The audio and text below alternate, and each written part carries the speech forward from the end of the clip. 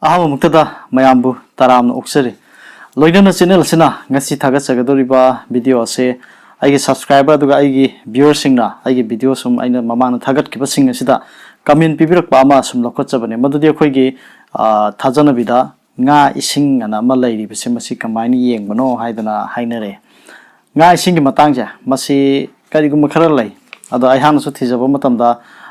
karigum khara dum phange madui matang la ingi siji semjage tawjabani tasing namakidi nga ising habaja aina sum ahang akhang haida hangjarubu matamda makoina su sumai hare masi amorom da hargade masi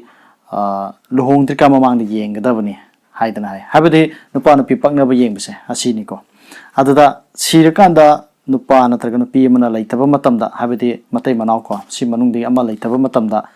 laikhidabasina karigum ising oiragadi hingauriba aduna nga oiragadi awabo oigali aduna karigum khara pangthokne awabdo koknabgidamakta ado hairibase masi kamaini yenge habadune madui matangdo ayhangna laring amasum nainajare handakta adum thongno phongkhiba laring amane akhoi panji singni sijinaba adugumba laring amane madugi laik tuda aina sum yengjaruba matamda sumaina hai madudi akhoi rasi taragani thoi lei ko rasi taragani thoi lei bisida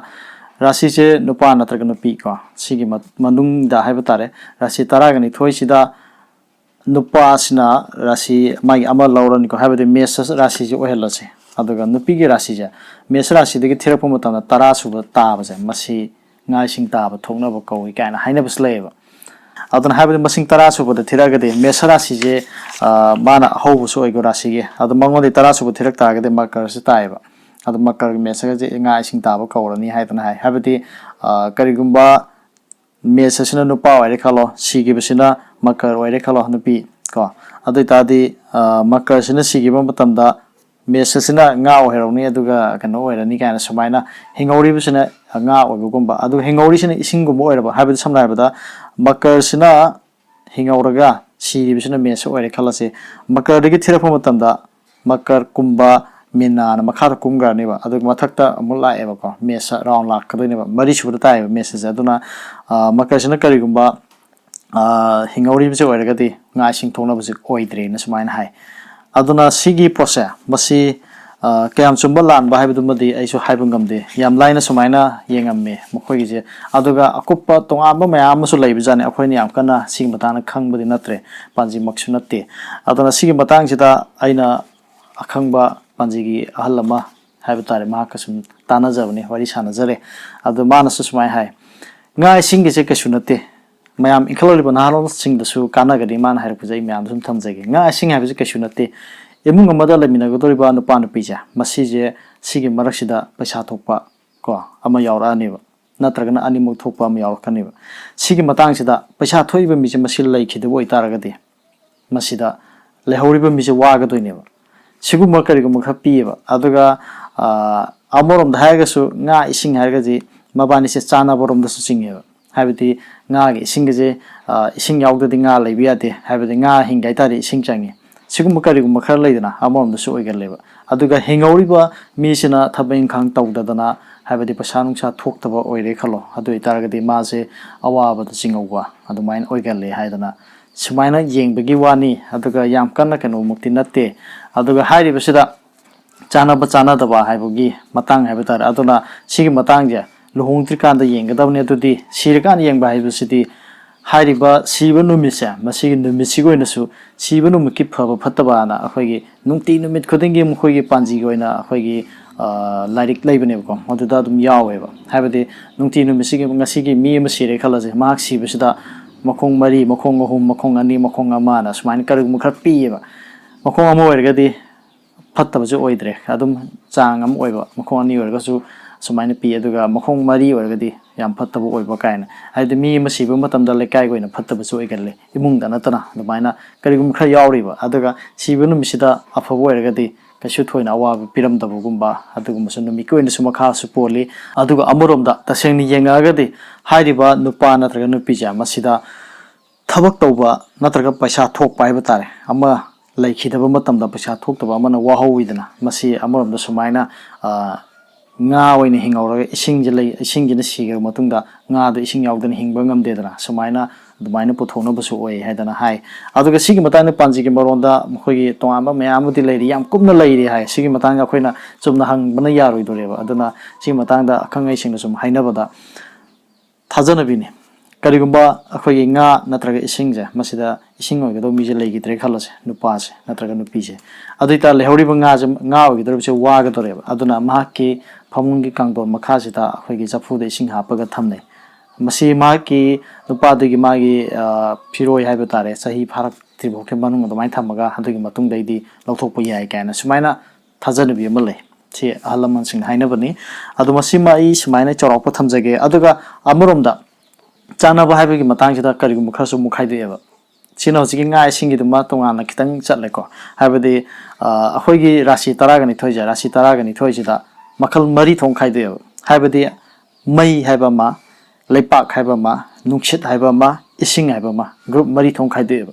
group mari sida akhoigi rashi taragani thoija ahum thungani bako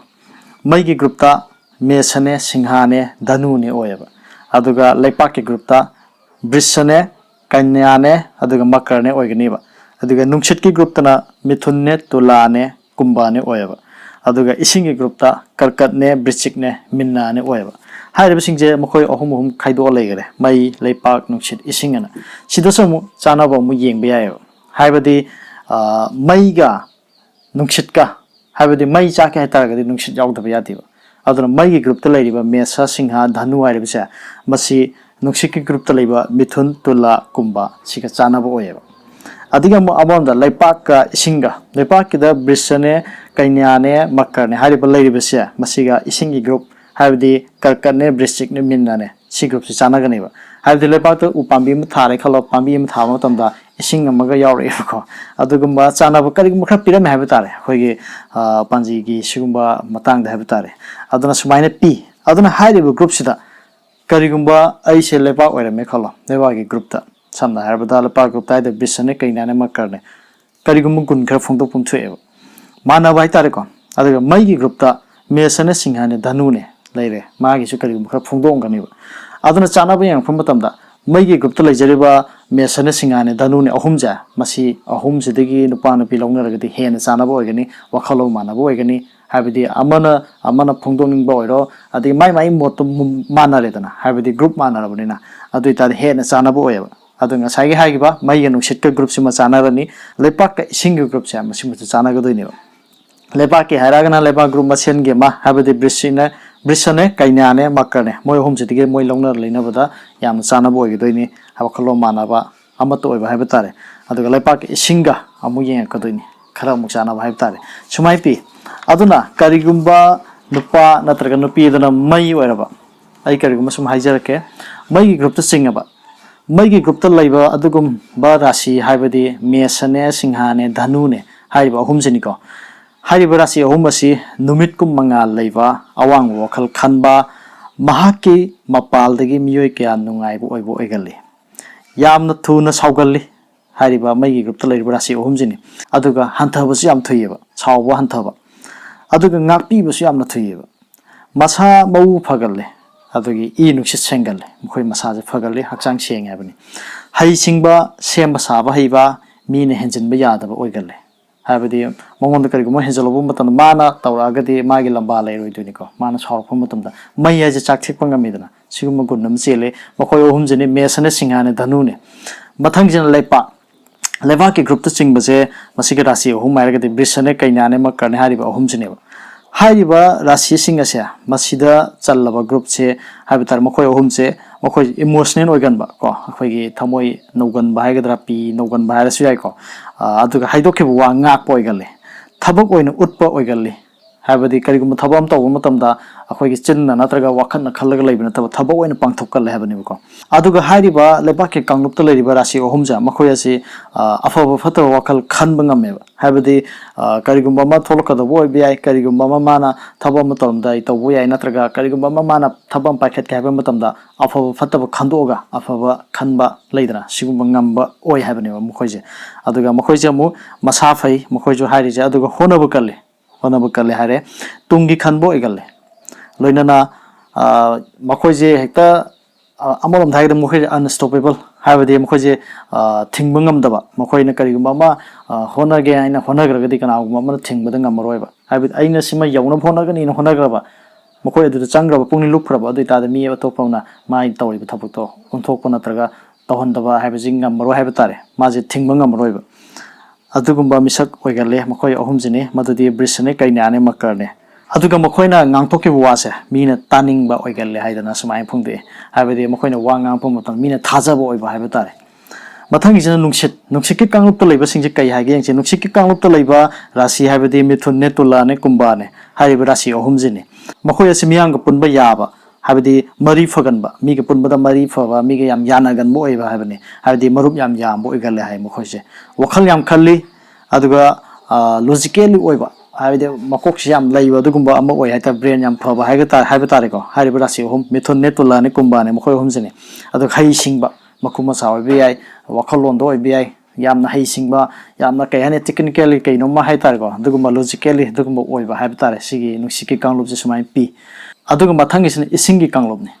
ꯏꯁꯤꯡꯒꯤ ꯀꯥꯡꯂꯨꯞꯇ ꯆꯤꯡꯕ ꯔꯥꯁꯤꯗꯤ ꯀꯔꯀꯠꯅꯦ ꯕ꯭ꯔꯤꯁꯤꯛꯅꯦ ꯃꯤꯟꯅꯅꯦ ꯍꯥꯏꯔꯤꯕ ꯔꯥꯁꯤ ꯑꯍꯨꯝꯁꯤꯅꯤ ꯏꯁꯤꯡꯒꯤ ꯀꯥꯡꯂꯨꯞꯇ ꯂꯩꯕ ꯔꯥꯁꯤꯁꯤꯡ ꯑꯁꯤ ꯊꯃꯣꯏ ꯅꯧꯒꯟꯕ ꯑꯣꯏꯒꯜꯂꯤ ꯍꯥꯏꯕꯗꯤ ꯏꯁꯤꯡꯒꯨꯝꯅꯀꯣ ꯊꯃꯣꯏ ꯅꯧꯒꯜꯂꯤ ꯑꯗꯨꯒ ꯄꯤ ꯅꯧꯒꯜꯂꯤ ꯍꯥꯏꯗꯨꯅꯤ ꯏꯁꯤꯡꯒꯨꯝꯅ ꯇꯧꯋꯦ ꯍꯥꯏꯕꯅꯤ ꯃꯈꯣꯏꯁꯦ ꯑꯗꯨꯒ ꯃꯈꯣꯏꯒ ꯃꯨꯛꯅꯔꯨꯔꯕꯗꯤ ꯃꯈꯣꯏꯁꯦ ꯁꯃꯨꯗ꯭ꯔꯒꯤ ꯑꯀꯟꯕ ꯏꯔꯩꯒꯨꯝꯕ ꯍꯥꯏꯕꯗꯤ ꯏꯄꯣꯝꯒꯨꯝꯕ ꯑꯃ ꯃꯈꯣꯏꯗ ꯌꯥꯎꯋꯦꯕ ꯍꯥꯏꯕꯗꯤ ꯃꯈꯣꯏꯗ ꯃꯥꯟꯅꯕ ꯉꯝꯃꯣꯏꯗꯕ ꯀꯔꯤꯒꯨꯝꯕ ꯈꯔ ꯌꯥꯎꯔꯤꯕ ꯑꯗꯨꯒ ꯀꯥꯡꯂꯨꯞ ꯑꯁꯤꯗ ꯂꯩꯕꯁꯤꯡꯗꯤ ꯃꯍꯥꯛꯀꯤ ꯄꯥꯔꯠꯅꯔ ꯑꯗꯨꯒꯤ ꯌꯥꯝꯅ ꯈꯟꯕ ꯀꯣ ꯑꯗꯨꯒ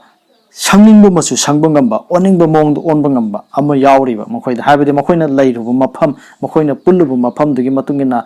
ꯃꯤꯅ ꯌꯥꯅꯕ ꯆꯠꯄ ꯉꯝꯕ ꯍꯥꯏꯕ ꯇꯥꯔꯦꯀꯣ ꯍꯥꯏꯕꯗꯤ ꯃꯤꯗꯨꯒꯤ ꯑꯄꯥꯝꯕꯗꯣ ꯃꯍꯥꯛꯅ ꯄꯥꯝꯒꯦꯔꯥ ꯄꯥꯝꯃꯣꯏꯔꯥ ꯃꯥꯁꯨ ꯃꯤꯗꯨꯒꯤ ꯃꯇꯨꯡ ꯏꯜꯂꯒ ꯐꯖꯅ ꯂꯣꯏꯅꯕ ꯉꯝꯕ ꯑꯃꯔꯣꯝꯗ ꯍꯥꯏꯔꯒꯗꯤ ꯅꯨꯄꯥ ꯑꯃꯒꯤ ꯅꯨꯄꯤ ꯑꯃ ꯑꯣꯏꯔꯛꯄ ꯃꯇꯝꯗ ꯅꯨꯄꯥꯗꯣ ꯌꯥꯝꯅ ꯃꯔꯥꯏꯕꯛ ꯐꯕ ꯑꯣꯏꯗꯣꯏꯅꯤ ꯍꯥꯏꯔꯤꯕ ꯏꯁꯤꯡꯒꯤ ꯀꯥꯡꯂꯨꯞꯀꯤ ꯃꯤ ꯑꯃ ꯃꯥꯅ ꯂꯧꯕ ꯑꯣꯏꯇꯥꯔꯒꯗꯤ ꯁꯨꯃꯥꯏꯅ ꯍꯥꯏꯗꯅ ꯐꯣꯡꯗꯣꯛꯑꯝꯃꯤ ꯍꯥꯏꯔꯤꯕꯁꯤꯡ ꯑꯁꯤ ꯑꯩꯍꯥꯛꯅ ꯊꯤꯖꯤꯟ ꯈꯣꯝꯖꯤꯟꯖꯔꯒ ꯈꯔ ꯁꯦꯝꯖꯔꯛꯄꯅꯤ ꯃꯌꯥꯝꯒꯤꯗꯃꯛꯇ ꯏꯟꯈꯠꯂꯛꯂꯤꯕ ꯅꯍꯥꯔꯣꯜꯁꯤꯡꯅ ꯅꯨꯄꯥ ꯅꯨꯄꯤ ꯆꯥꯟꯅꯕ ꯆꯥꯟꯅꯗꯕꯒꯤ ꯈꯔ ꯁꯨꯝ ꯍꯪꯅꯔꯛꯄꯗꯨꯗ ꯑꯗꯨꯒ ꯑꯃꯔꯣꯝꯗ ꯉꯥ ꯏꯁꯤꯡꯒꯤ ꯃꯇꯥꯡꯗꯁꯨ ꯍꯪꯅꯔꯛꯑꯦ ꯉꯥ ꯏꯁꯤꯡꯒꯤ ꯃꯇꯥꯡꯗ ꯑꯩꯅ ꯆꯥꯎꯔꯥꯛꯄ ꯑꯗꯨ ꯃꯌꯥꯝꯗꯁꯨ ꯊꯝꯖꯈ꯭ꯔꯦ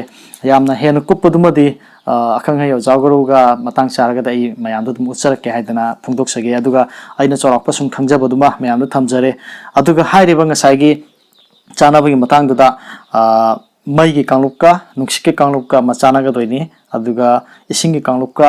ꯂꯩꯄꯥꯛꯀꯤ ꯀꯥꯡꯂꯨꯞꯁꯤꯒ ꯑꯃꯨꯛ ꯆꯥꯟꯅꯒꯗꯣꯏꯅꯤ ꯍꯥꯏꯗꯨꯃ ꯑꯩ ꯃꯌꯥꯝꯗ ꯊꯝꯖꯔꯤ ꯍꯥꯏꯗꯨꯅ ꯃꯌꯥꯝꯗ ꯍꯥꯏꯖꯔꯤ ꯉꯁꯤꯒꯤ ꯚꯤꯗꯤꯑꯣꯁꯤ ꯌꯦꯡꯕꯤꯔꯤꯕ ꯏꯆꯤꯜ ꯏꯅꯥꯎꯁꯤꯡꯅ ꯀꯝꯗꯧꯒꯦ ꯍꯥꯏꯕꯗꯨꯁꯨ ꯀꯃꯦꯟꯇ ꯑꯗꯨꯝ ꯄꯤꯕꯤꯔꯛꯑꯣ ꯑꯗꯨꯒ ꯃꯇꯨꯡ ꯇꯥꯔꯛꯄ ꯚꯤꯗꯤꯑꯣ ꯑꯩꯅ ꯑꯗꯨꯝ ꯑꯇꯣꯞꯄ ꯃꯌꯥꯝꯅ ꯁꯨꯝ ꯍꯥꯏꯕꯤꯔꯛꯄ ꯀꯌా ꯑꯃ ꯁꯨꯝ ꯈꯟꯒꯠꯂꯒ ꯀꯣꯏꯊꯤ ꯊꯤꯖꯔꯒ ꯁꯨꯝ ꯚꯤꯗꯤꯑꯣ ꯀꯌꯥ ꯑꯃ ꯁꯦꯝꯖꯔꯤꯕꯅꯤ ꯑꯗꯨꯅ ꯑꯄꯥꯝꯕ ꯚꯤꯗꯤꯑꯣ ꯂꯩꯔꯒꯁꯨ ꯑꯗꯨꯝ ꯍꯥꯏꯕꯤꯔꯛꯑꯣ ꯑꯩꯍꯥꯛꯅ ꯑꯈꯪꯕ ꯑꯗꯨꯒ ꯑꯩꯅ ꯊꯤꯕꯗ ꯐꯪꯒꯗꯕ ꯑꯣꯏꯔꯒꯗꯤ ꯑꯗꯨꯝ ꯃꯤꯌꯥꯝꯒꯤꯗꯃꯛꯇ ꯈꯨꯗꯣꯜ ꯇꯝꯖꯔꯛꯀꯦ ꯍꯥꯏꯗꯅ ꯍꯥꯏꯖꯔꯤ ꯚꯤꯗꯤꯑꯣ ꯌꯦꯡꯕꯤꯔꯤꯕ ꯏꯆꯤꯜ ꯏꯅꯥꯎꯁꯤꯡꯒꯤ ꯃꯔꯛꯇ ꯆꯦꯅꯦꯜ ꯁꯕꯁꯀ꯭ꯔꯥꯏꯕ ꯇꯧꯗ꯭ꯔꯤꯕ ꯀꯔꯤꯒꯨꯝꯕ ꯌꯥꯎꯕꯤꯕ ꯂꯩꯔꯒꯗꯤ ꯁꯕꯁꯀ꯭ꯔꯥꯏꯕ ꯇꯧꯕꯤꯔꯝꯃꯣ ꯑꯩꯒꯤ ꯆꯦꯅꯦꯜ ꯑꯁꯤꯅ ꯊꯥꯒꯠꯆꯔꯤꯕꯁꯤꯡ ꯑꯁꯤ